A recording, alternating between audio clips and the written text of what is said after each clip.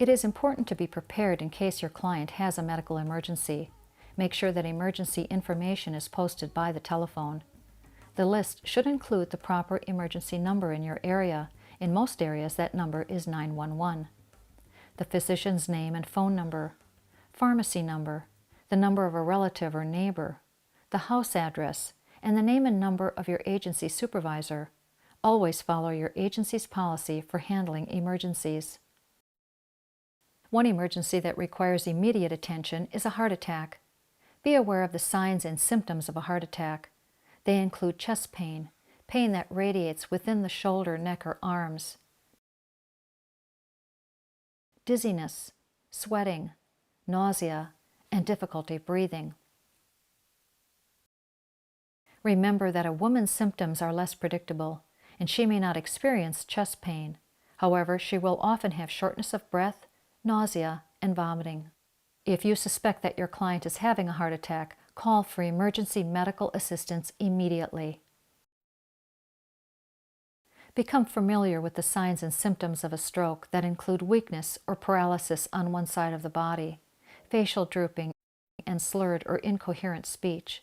If you suspect that your client has had a stroke, call for emergency assistance immediately. Falls are the leading cause of death from injury for people 65 years or older.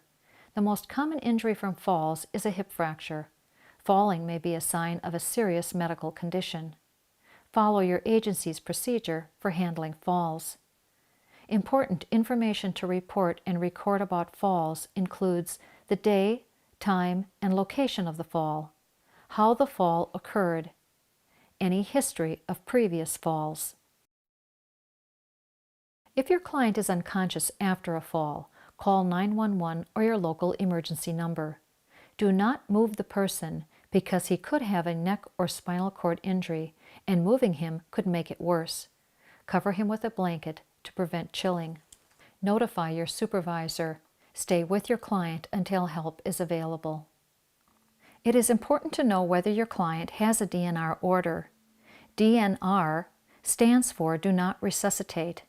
It is a doctor's order that resuscitation should not be attempted if the person's heart or breathing stops.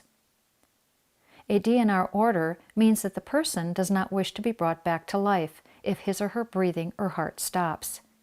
Even with a DNR, you should still call emergency services if your client stops breathing. They will determine the proper medical procedure. If your client has a DNR order, it should be visible and easy for you, other care providers, and emergency personnel to locate. Older people are more vulnerable to fires and natural disasters because of reduced mobility, hearing, or other impairments. It is estimated that 75% of older people who die in home fires did not have working smoke alarms.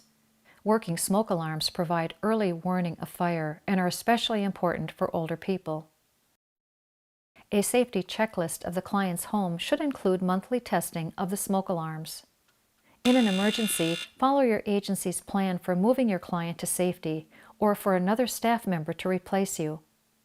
If you cannot contact the agency because of power outage or problems, listen to a battery-operated radio for emergency information. Stay with your client until help arrives, or until your client has been moved to a shelter where he or she is physically stable and secure. Leaving your client in an unsafe situation during an emergency is considered abandonment or desertion. Don't leave a confused client alone at an emergency shelter. He or she will continue to need one-on-one care.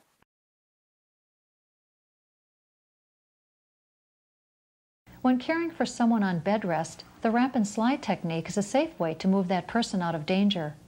Use a blanket or sheet to wrap the person's body. Support their head and shoulders as you gently slide them off the bed in the direction of the exit.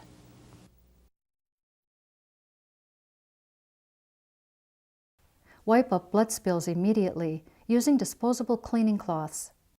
Small spills can be cleaned with paper towels and a bleach water solution. The standard bleach solution is 1 cup bleach to 2.5 quarts of water. For larger spills, a blood spill kit that contains gloves, absorbent powder, disinfectant cloths, and biohazard bags can be used. Follow the directions on the kit. After the spill is absorbed, use the cards provided in the kit to gather up the material. Then use the disinfectant cloth to clean the area. Use additional wipes if needed. Then dry the area. Dispose of gloves and all cleaning materials in the biohazard bag provided and seal securely. Then wash your hands. Understanding how to respond to emergencies is an important responsibility for care providers. When you respond promptly and calmly, following your agency's emergency guidelines, you protect your client's safety as well as your own.